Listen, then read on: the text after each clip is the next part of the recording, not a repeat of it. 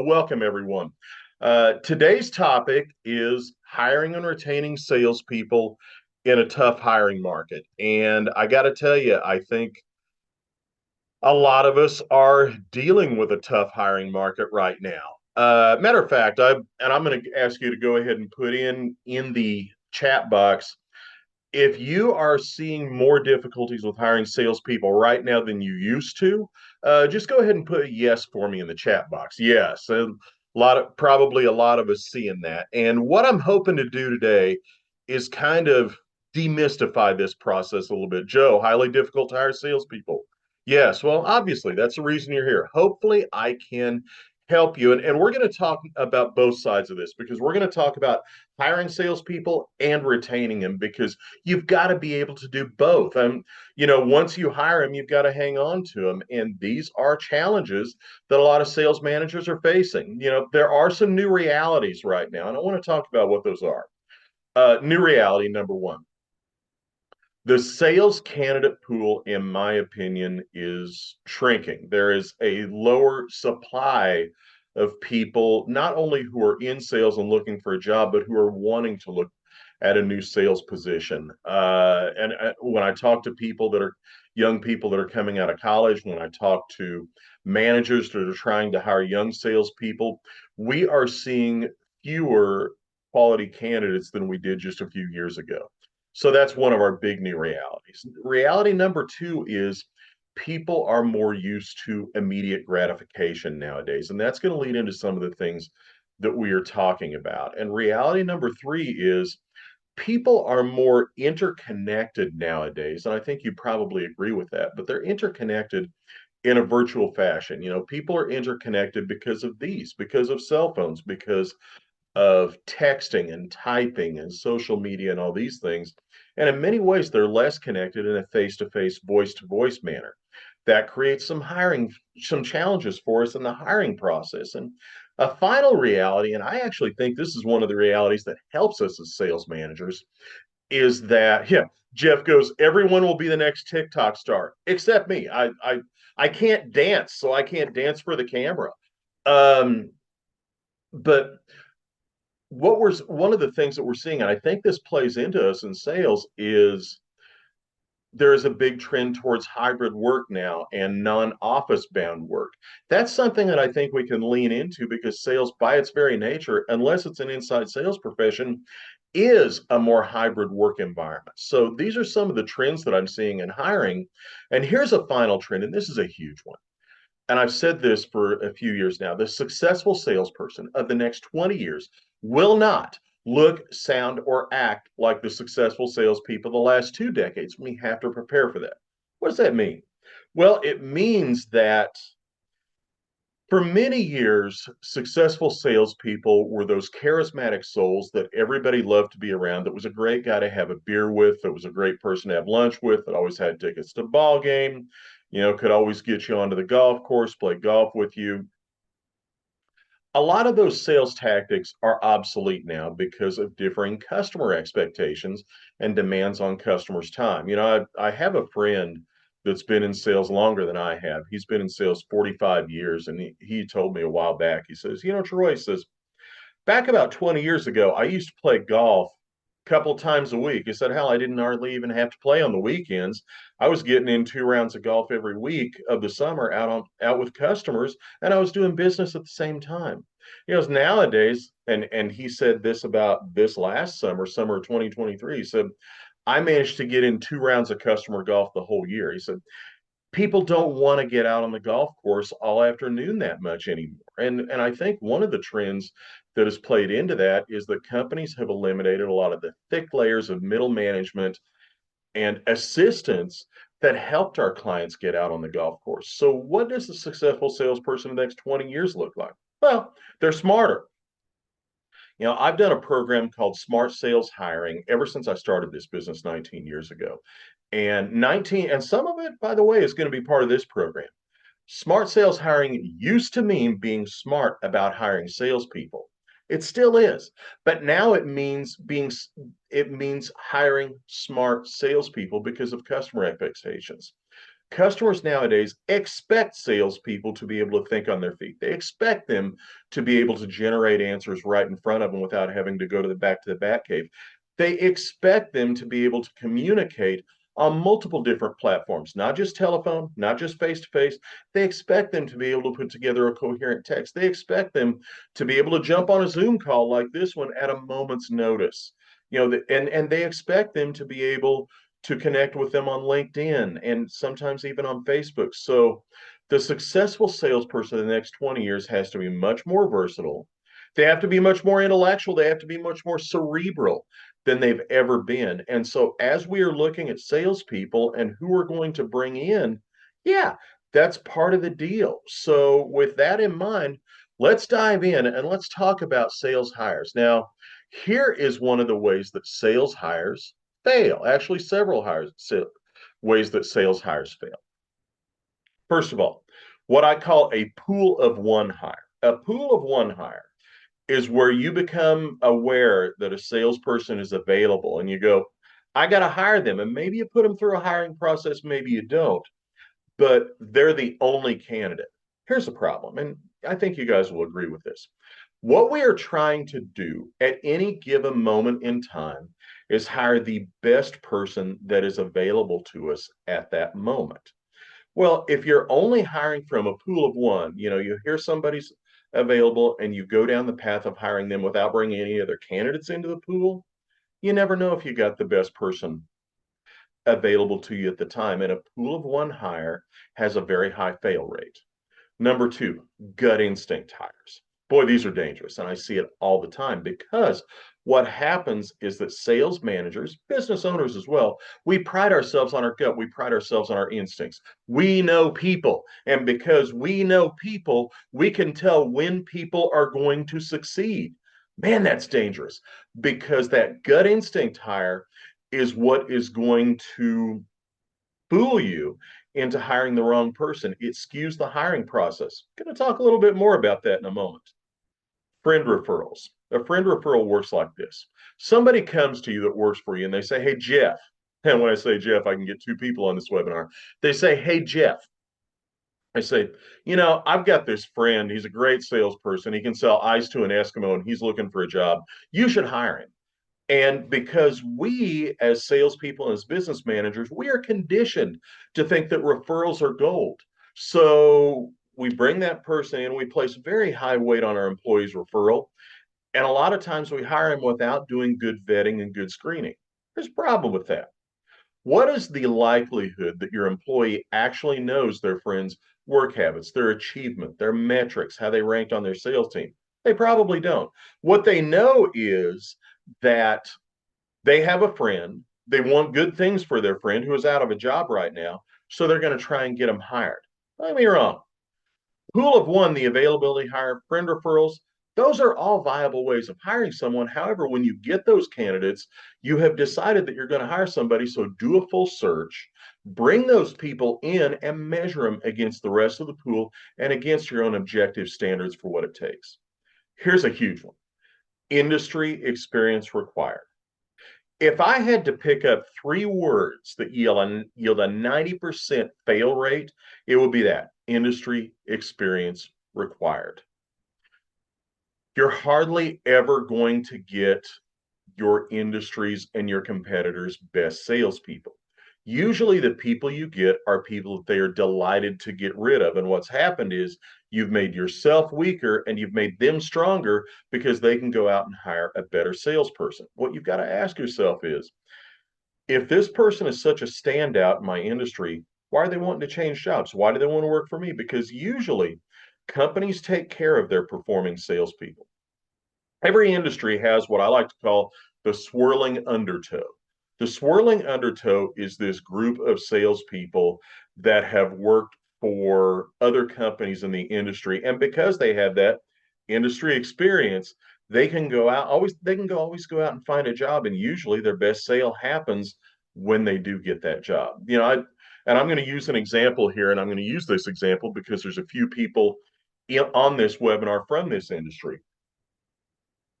I spent some time in the laundry and linen industry, the laundry and linen rental industry. And in that industry, If you have Cintas on your resume, you can always find a job in that industry. There's a problem with that. Cintas typically takes care of their best people. That's not to say that good people don't leave Cintas, but it does mean that a high degree of skepticism should be applied. When you do get people that come from your industry, be very skeptical about their performance and about why they're leaving. And finally, and this, by the way, what I'm about to say now actually feeds the industry experience required, and that is poor onboarding. You can make the greatest hire in the world and lose that hire within the first 90 days. Onboarding is that process by which you take somebody from outside your company, hopefully outside your industry. You bring them in, you teach them, you acculturate them, you get them used to it, and you prepare them to make competent sales calls on your behalf. And I look at onboarding as a 90-day period. 90 days where the first 30 days is strictly the acquisition of knowledge. The second 30 days is ramping up to their normal run rate of activity. And the third 30 days is generating some sales. For most companies with most sales cycles, this is a really good way to look at your onboarding. The problem is that a lot of people want to shortcut that onboarding. And in shortcutting that onboarding, what they do is they say, and this is a phrase I hate in the hiring process. They say, I want somebody who can hit the ground running. In other words, what their meaning is, I'm not going to teach them jack squat. It's going to be get your butt out there and start making sales calls, and you're going to have a high fail rate from that because people don't know what the hell they're doing. By the way, not wanting to do a proper onboarding leads into industry experience required because they figure I'm too lazy to take the time to teach somebody my industry. We're going to take a deeper dive into some of these. But first of all, there's a number that I want you to remember. That number is 63. And when I do this program live for people, I actually did it live about a week ago in Dallas, Texas. I will actually make them repeat the number as loud as possible. I say, what's the number? That's 63. And I make them yell it at me. Because if they remember nothing else, I want them to remember that number. I want you to remember that number. Again, 63. I'm not going to ask you if you know what it means because you don't. I'm going to tell you what it means. Several years ago, the Wall Street Journal, in conjunction with one of the universities, I believe it might have been Columbia University School of Business, did a hiring survey on what they considered the highly compensated professions, meaning sales and management from middle manager onto upper manage and salespeople. Those were what they considered the highest compensated positions in the companies.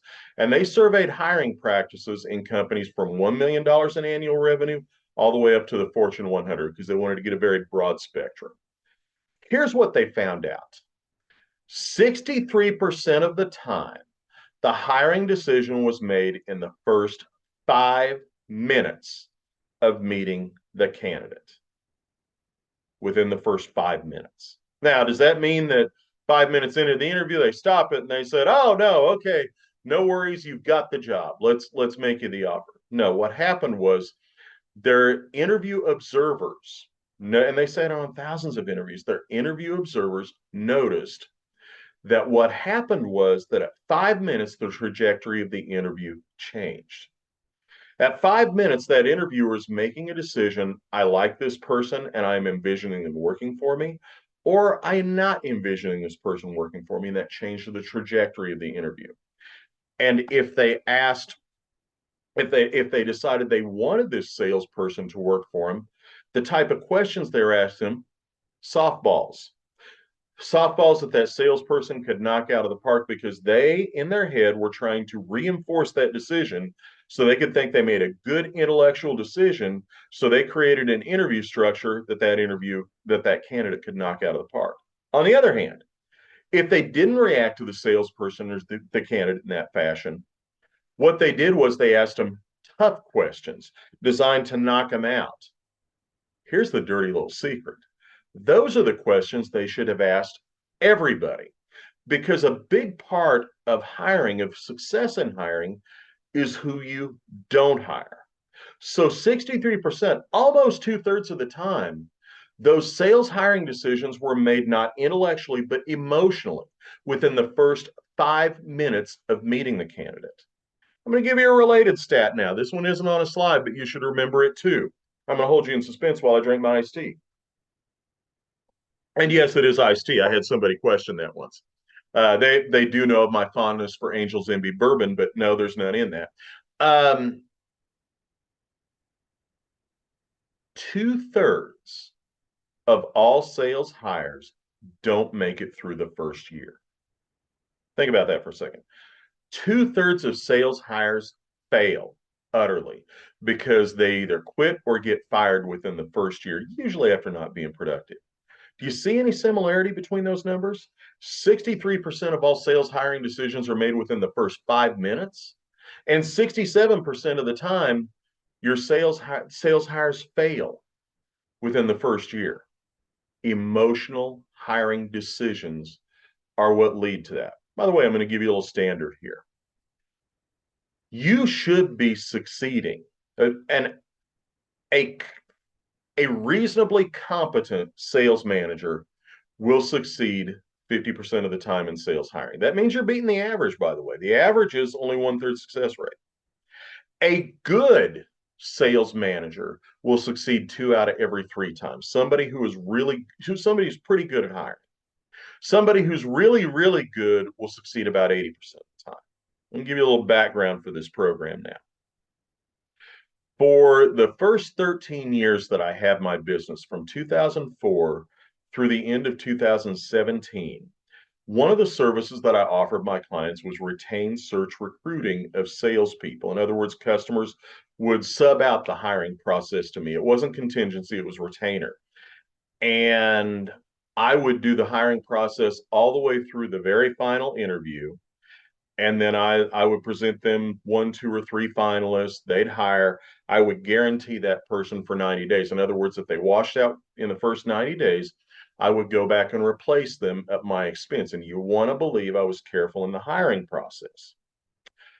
I did 108 searches in that time with an 82% win rate. A win in sales hiring, and this is something to remember, in the modern world, a win in sales hiring means that they have been hired, they ramped up to quota in the time that you have decided that they should, and then they stayed with you productively for at least 3 years. That is a win in the sales hire.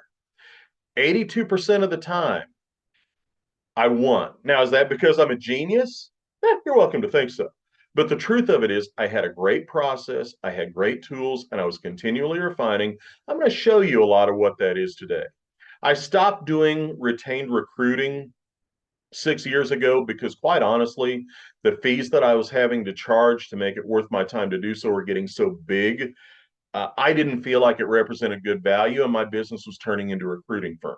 Now, I do offer a program nowadays called Hiring Assistance, and Hiring Assistance is where I actually work through the company with a live hire, imparting that expertise, training that process fully, equipping them to hire on an ongoing basis. If anybody's interested in that, I'd love to talk to you about it. But back to the program. So, why does that happen?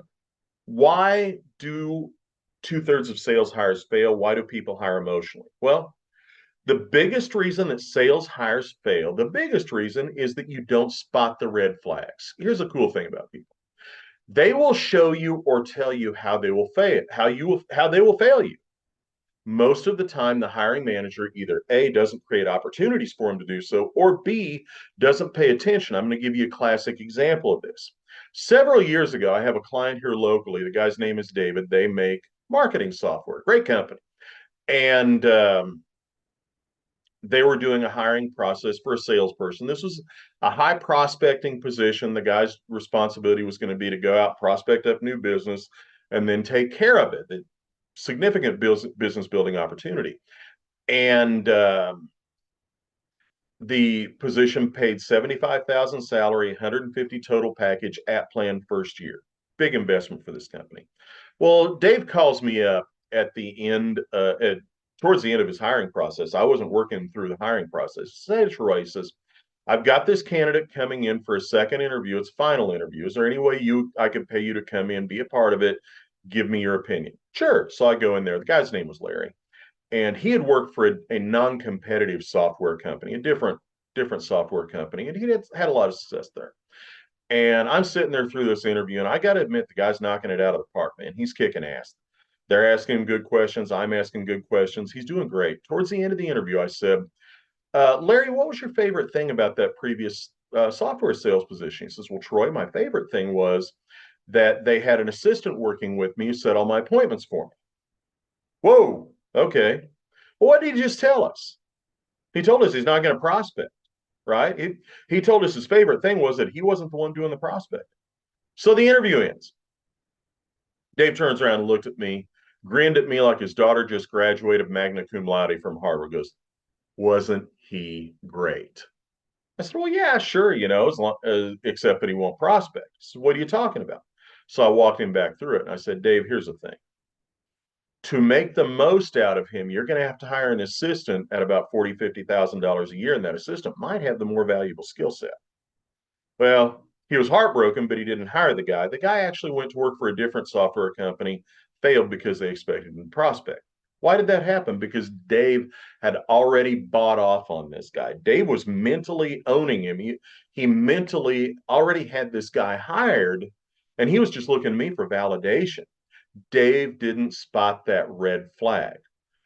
Your number one job in sales interviewing is to spot the red flags, create opportunities for people to show you how they're going to fail, and then listen to it. That means asking great questions of them. That means paying a little attention to little things. If they show up late, don't interview them. That's the all-time red flag. Somebody who doesn't care enough about the interview to show up on time. I've heard it said before that how people interview is going to mirror how they're going to sell for you. That's not true. How they're going to interview is the best case scenario of how they're going to sell to you. And let me ask you something, and I'm going to ask you to humble yourselves a little bit. And I've done this too. Okay, so have you ever had a hire fail, and when you thought back through the interview process, you spotted the moment where they told you how they were going to fail? If you have, just put a yes in the chat box. And I realize that this is not the most fun thing to admit, but I am just curious because I guarantee you, if you're on this webinar, you have probably had a failed sales hire. And I bet if we had gone back through the interview process with you, usually I can go back through the interview and hiring process and I can help people spot where it is. I'm just curious if anybody is Jeff, nearly every time. Yep. Yep. Another Jeff. Yep. I got an abundance of Jeffs on this program this morning. That's good, though. I appreciate you guys admitting that. So, if we want to succeed in sales hiring, we need to use a winning process. And I'm about to show you what my process was for hiring salespeople that gave me that 82% win rate. It's not all that complicated. Here it is. First of all, you build a wide candidate pool. What it means to build a wide candidate pool is to market your sales position. Remember, I said that hiring was a competitive process nowadays. We have to compete for sales candidates. That's just life. And when I say that, I hear people kicking back at me and saying, Troy, I liked a lot better when it was more competitive from the candidate's angle. Yeah, me too. But it's not that way anymore.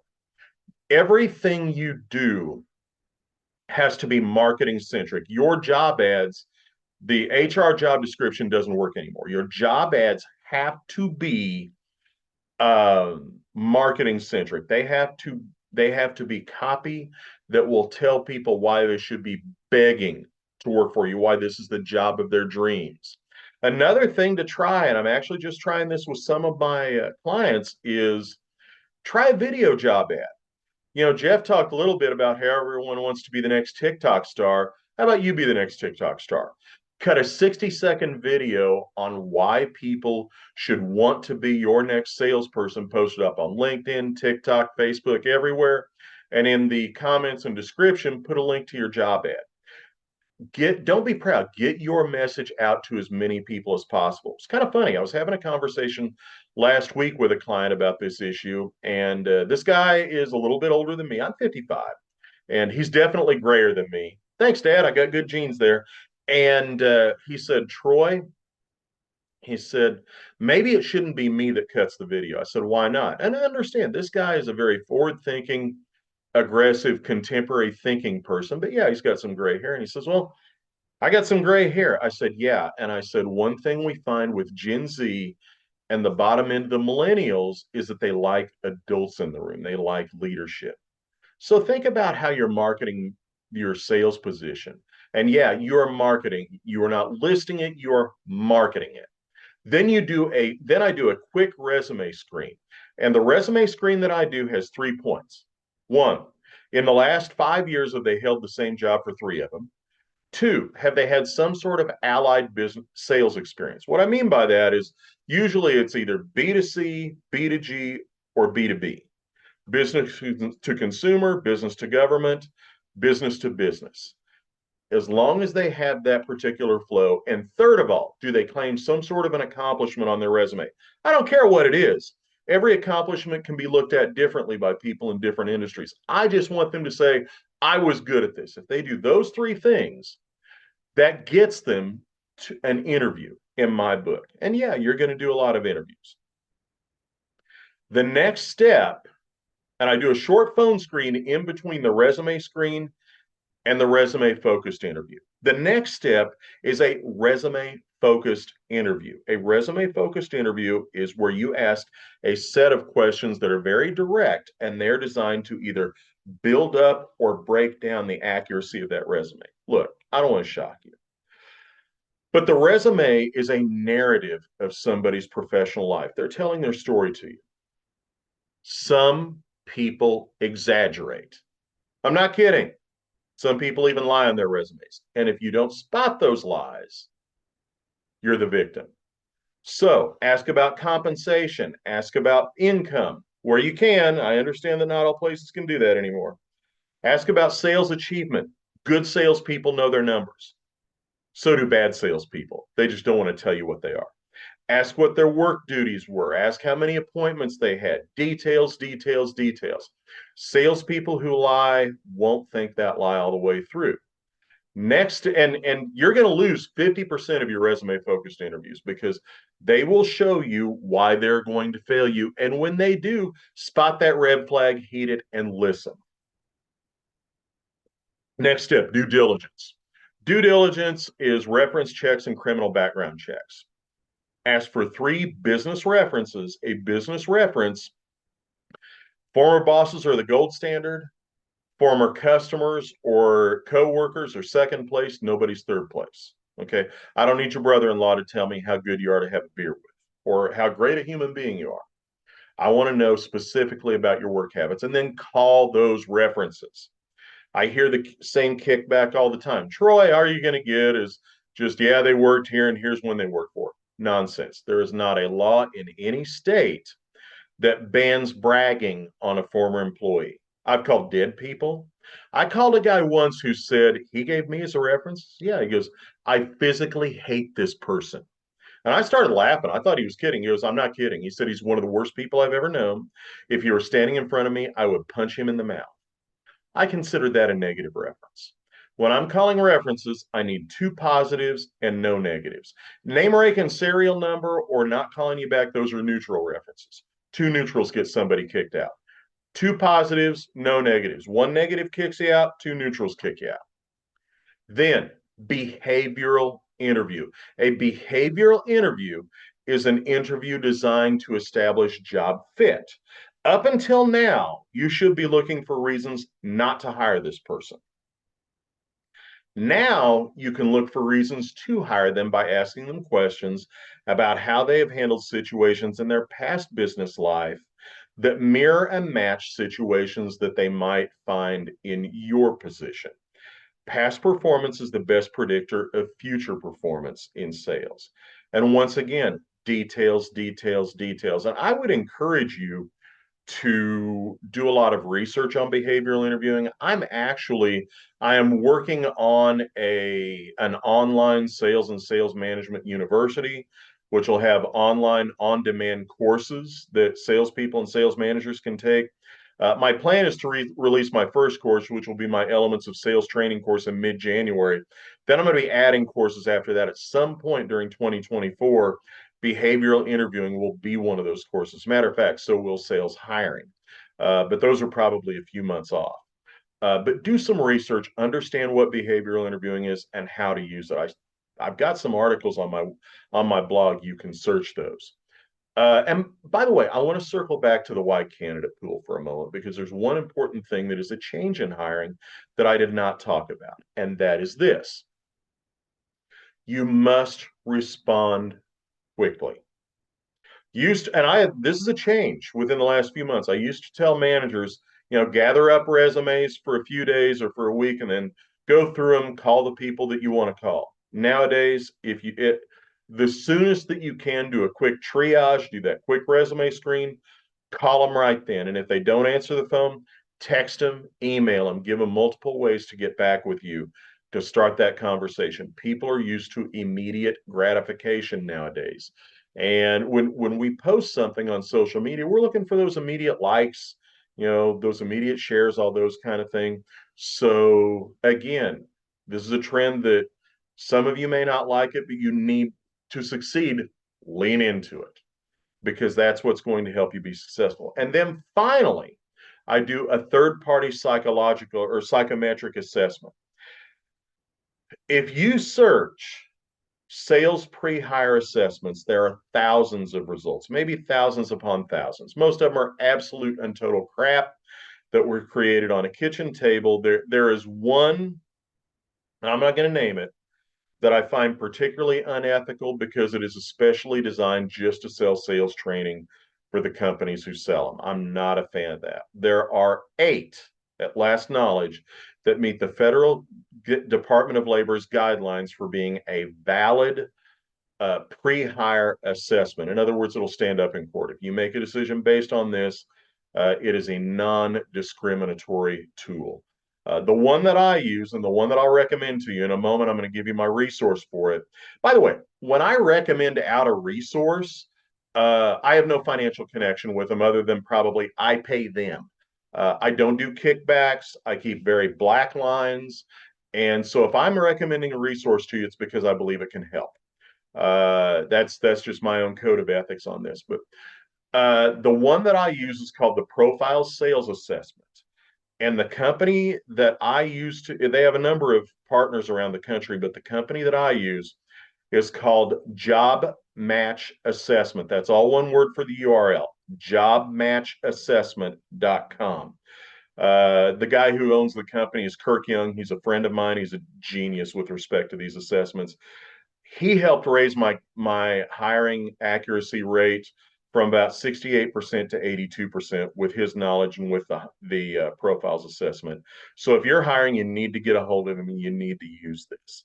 Also, for criminal background checks, a resource that I use, and I just use them. They're reasonably priced. They are based here in Kansas City, but I don't have a connection even with the owner. Validity Screening, validityscreening.com. I don't know what their criminal background checks are nowadays. I think they're about $60, but they do a criminal background and sex offender check. Again, great company. These are great resources for you to use. But yeah, go ahead and write those down. And let's talk about marketing the position a little bit deeper. One thing that I did not cover, your job ad should say why somebody would be dying to work for you, and you should put money into it. What does your position pay? What's the salary? What's the anticipated first year? What's the anticipated third year? And as a bonus, I like to put, here's what my top person earns, just to give people an idea of what they're going to make. Look, we may like it or we may not like it, but the reality is that income or prospective income is the number one piece of information that people use to decide if a job is for them or not. Lean into it. Put money in it. Matter of fact, there are some states, I believe Colorado is one of them. Did a program there a couple of months ago, and in Colorado, I believe you have to put money in the ad. So lean into it. And people say, "Well, Troy, I pay a competitive package." Great. Find me 2 ads that say they pay an uncompetitive package. Specifics. Patricia Fripp, one of my speaking mentors, has a term, specificity brings memorability. When it comes to hiring, that's a great thing to remember. So let's talk about onboarding. You can win a hire, meaning hire a great candidate and lose the hire in the first 90 days. Onboarding is that moment where you turn a bouncing baby salesperson into a salesperson that can go out and make a competent sales call for you. Do not shortcut this. I'll say again, do not shortcut it. When you are hiring somebody, commit to investing 90 days in their success.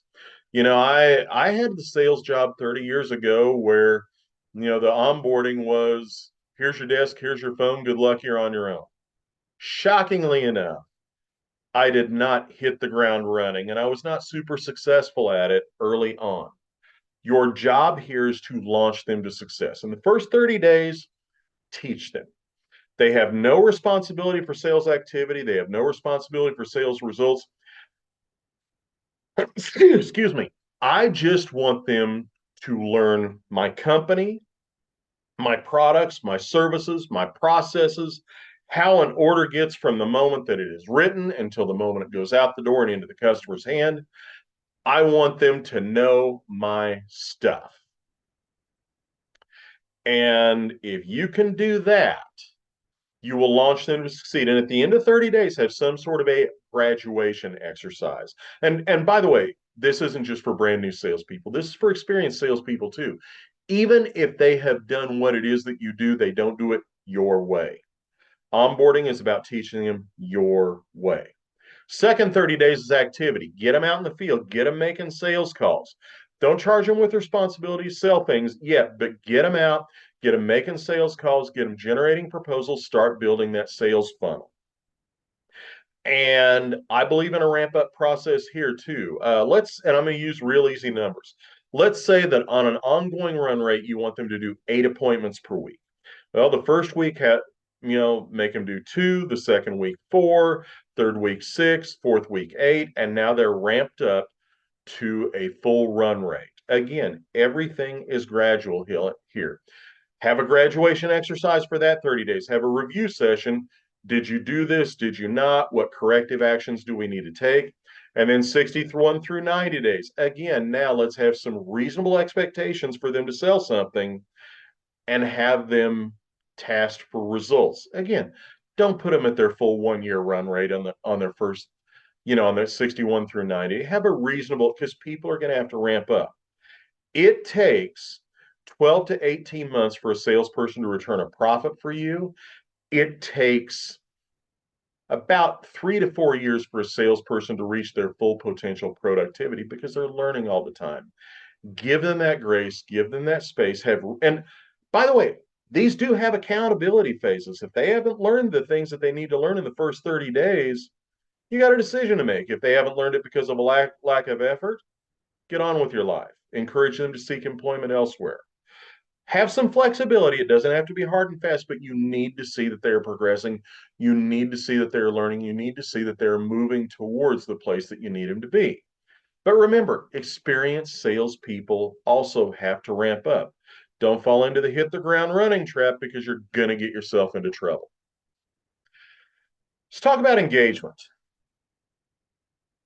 Engagement is a mental and emotional process that happens when that salesperson is excited to sell for you. They engage salespeople sell for you because it is what they do and is who they are.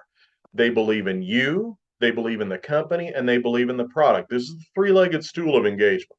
We've all heard the three-legged stool analogy, right? A three-legged stool is the idea that when one leg breaks, the whole stool falls down.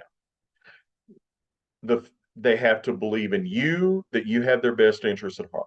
They have to believe in the company, that the company has its customers' best interests in heart. And they have to believe in the product, whatever it is that you're selling, so that they must believe that their customers win by buying from you. If one of those legs of the stool falls off, they're not going to be engaged. Now, here's the reality. And this comes from 2 different surveys. SHRM, the Society for Human Resources Management, does a survey of the overall employee base every couple of years. And Selling Power Magazine does a sales survey every year. And they don't ask people questions like, are you engaged? They ask them questions that will lead them to that conclusion.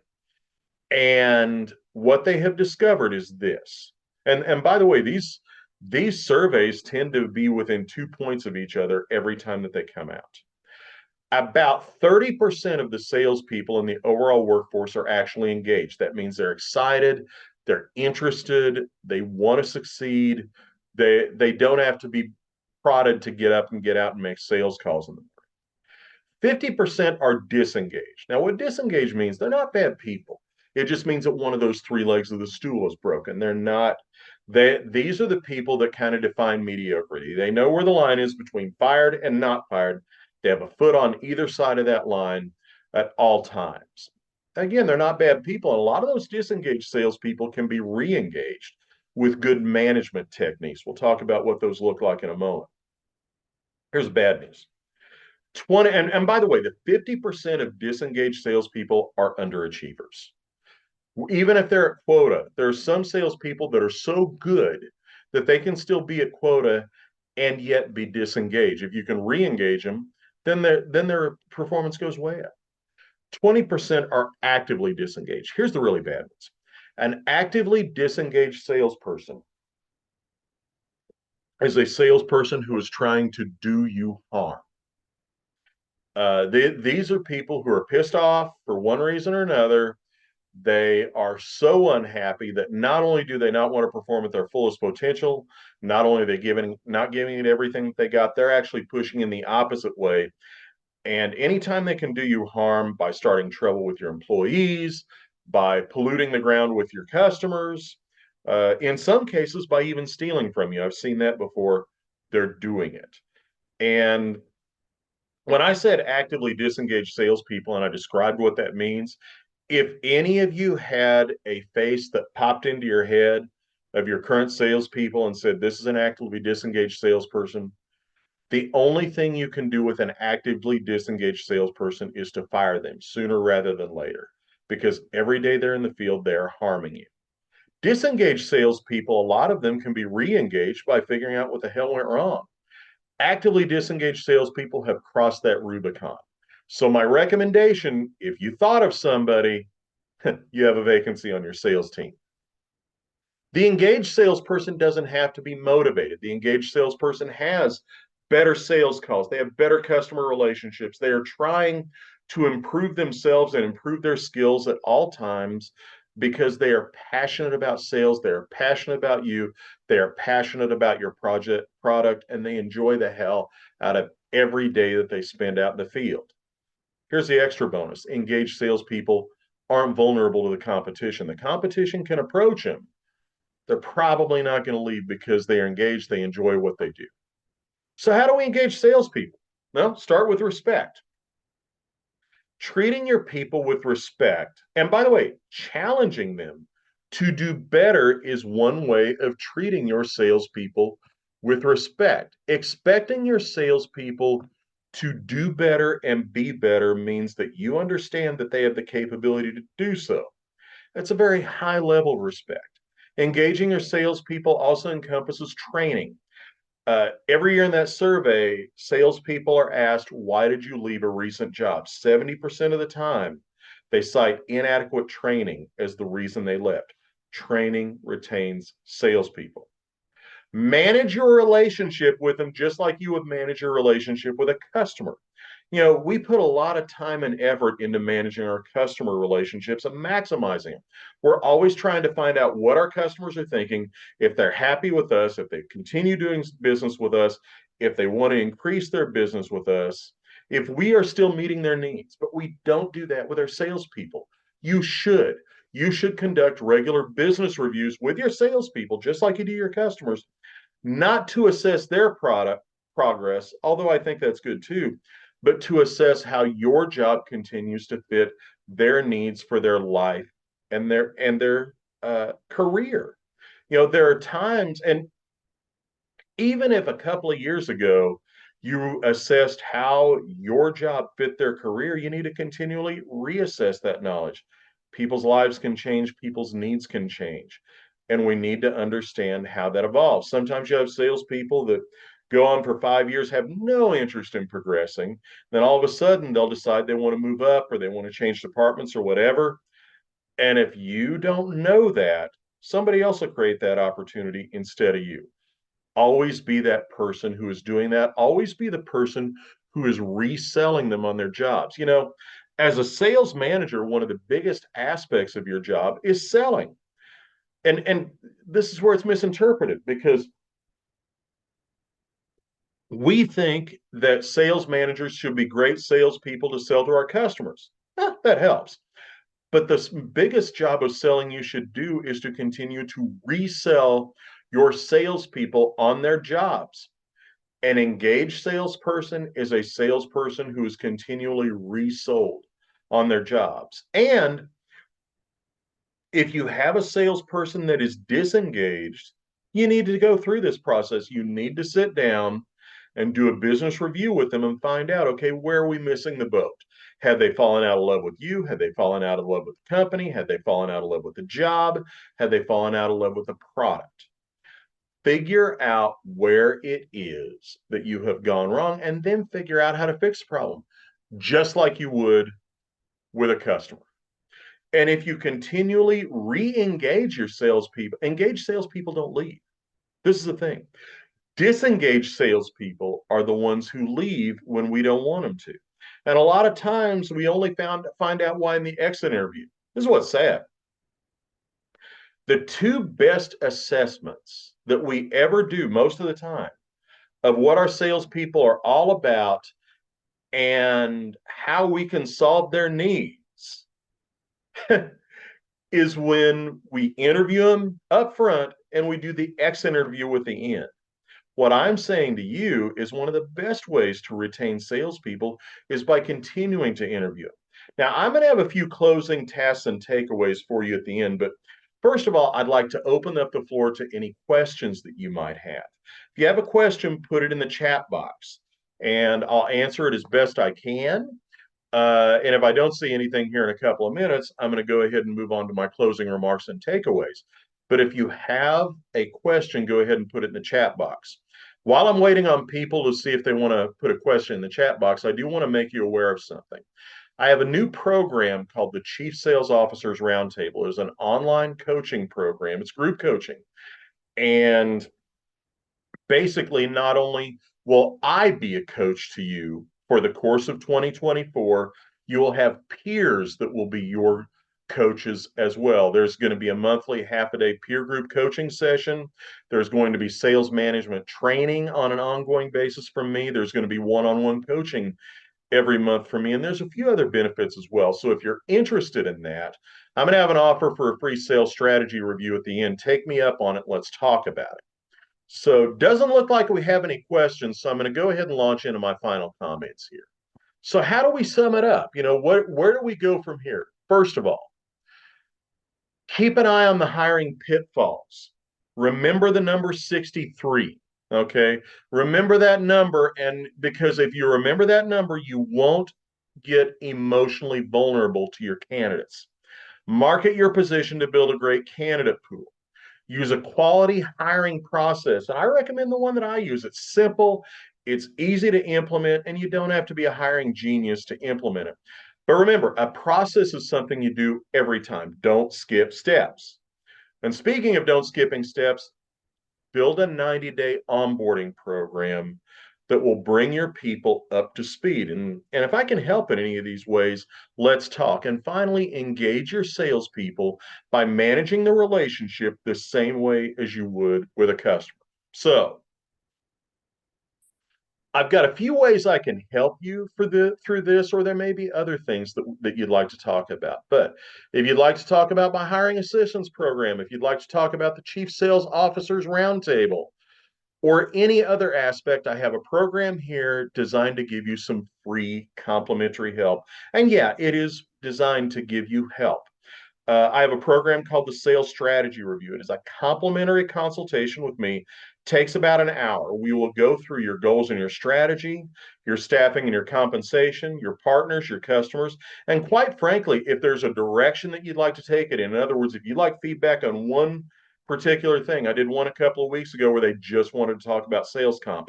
I'm fine with that. This is designed for me to help you My promise to you is you will get at least 2 to 3 takeaways that you can use to build your business, even if you never spend a dime with me. And if you'd like to take me up on that, I'd love to talk to you.